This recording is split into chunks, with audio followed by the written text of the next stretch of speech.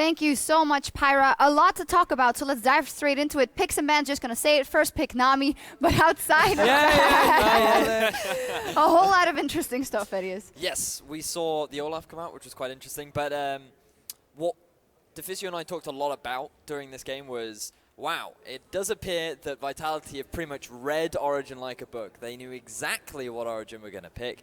They had an answer to it perfectly, and it all started with the bans with so much emphasis on taking Hybrid away from all those comfort picks. Yep. Then the Karma ban comes out from Origen. They're like, oh, you've literally got nothing, so we're going to first pick the Nami. So as Ifya predicted, it was being that Nami priority pick. And again, it looks weird, Nami gets first picked. But we got to look at what Hybrid likes to play. He plays a lot of Janna. So if Origen wanted to draft a comp that could kind of protect Peke in a laning phase, Janna is a very strong laner. Nami counters Janna. So basically by first picking Nami, you remove Janna at the same time, kind of forcing Hybrid to pick something that wouldn't win 2v2.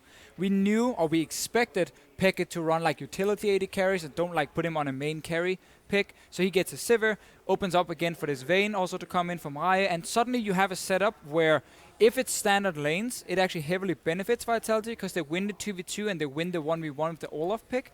But if it's a lane swap, well, Vayne has always done fine in swaps because she gets time to farm up to her first item, and then she gets these long lanes with the Blade of the Ruined King as the first item. So all in all, actually a very smart draft coming in. Also good mix of physical damage and magic damage. I quite liked it. Even true damage versus all these tanks from Vayne and Olaf. Yeah, and they get the 2 versus 2. Okay, Pyra saying that Reje is Uzi incarnated. I mean, he's still alive, right? So I don't know why. But, you know... Danish Uzi. That's Danish, what he is. well, there we go. We've made it. In any case... good draft from Vitality, obviously trying to prey on OG, yet the game is incredibly close. Yeah. For a long time, yeah.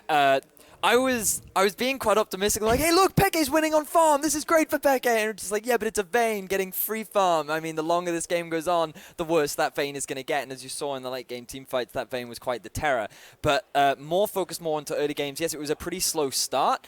But then we did get that one kickoff fight from Origen, and we do have the replay for it. We're going to bring it up on your screen so that you can have a look at exactly what happened. And this flank comes in from Origen. This is the difference in Origen that we see compared to what we saw in the past, where they're a lot more decisive and they work much more as a team. With the Sivir, they set up the flank, they get the collapse down, and they get a number of kills, but this is where things go wrong. Yeah, it is definitely where things goes wrong, because they go for Baron, which is correct, and I actually think they are supposed to get this Baron if they execute properly.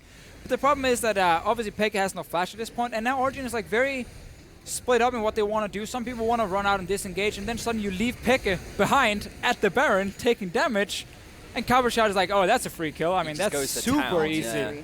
And then he goes crazy. So while Origen had really good calling around the map, and because Vitality's comp wanted to like play on all 3 lanes with the Vayne in one side lane, who's a very slow split pusher, constantly with like Sivir and Gragas and these picks that could force teamfights on the side of Origen, and punish Vitality and actually make this game extremely close, then you get a mistake like that on the Baron, and that's where, for me, Origen kind of loses the game, because those were the key moments where they could actually take an objective, start running 5-on-5, where before it was too late with the Vayne. Sadly for them, it became some very open team fights where the Vayne just went crazy. See, for me, while that was not a great play for Origen, it wasn't the point at which they lost the game. Okay. The next replay is where they actually lost the game. Sure. Because Vlad goes in for a flank, which is pretty optimistic, and it's because he realizes that kaSing has already burnt his flash, so he feels, right, I can get a kill here, I can shut down kaSing, but look, he's already used his ultimate onto MightyBear and kaSing, which are not the targets you want to be trying to shut down. PowerOfEvil right now has got himself the kill. You've got 2 setups from Origen where they can set up for a collapse. But this is where things go wrong. Wait for Peke. Yeah, just keep your eye on Peke and what he decides to do. It was too over-aggressive. The rest of your team couldn't follow up. There was no way for the rest of your team to provide support, and everything just went wrong. But hang on, because I was watching stream 1 the entire time, and while I was watching stream 1, all I could hear is Deficio going, Vitality, yes! Vitality, no! Vitality, yes! Vitality, no! It's like, wasn't Vitality doing the same things? Because I didn't get this to catch most of that game. It actually became an extremely messy game, because Vitality made so many mistakes where they got caught out in side lanes and got engaged on. And then Origen had these mistakes in fights where you're investing everything to kill the Elise and the Nami. Vayne didn't even have QSS. You could body slam flash Gragas on that Vayne. You could focus everything on the Vayne. kaSing, let's kill that guy instead, and then kill the Elise, and then Vayne goes crazy. Yeah, final things as a roundup of Vitality. 44-minute win.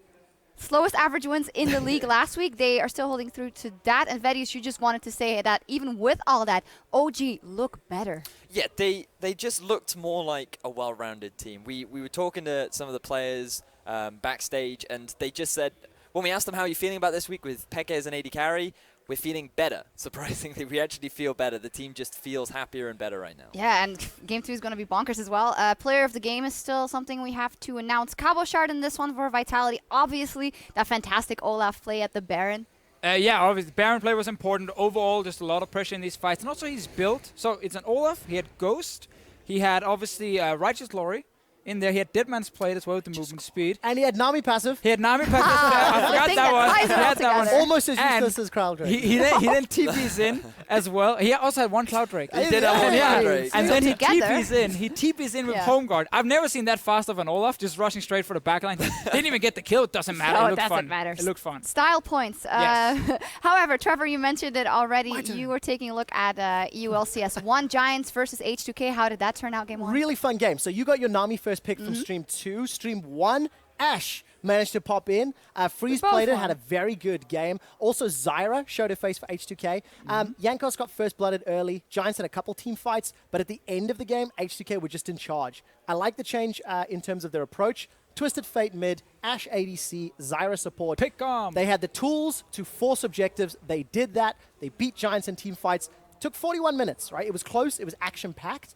But it was like 60% H2K in control. The big question for me, I'm pretty sure you know where I'm going with this. How did the team play around Knight? Because I did have a couple glances, and at one point, it looked like he had a 6-1 and 3 scoreline. They did, and they played around Knight by creating a 5-man death ball that went everywhere. Unfortunately, Odawamne went everywhere else. On his trundle, he split pushed, he played the map. H2K, they just did it well. Well, if you want to check out H2K versus Giants Game 2, it's over on EULCS 1 right now. However, here on EULCS 2, we're going to take a quick break, and when we come back, it is Game 2 of Vitality versus Origen, so don't go anywhere.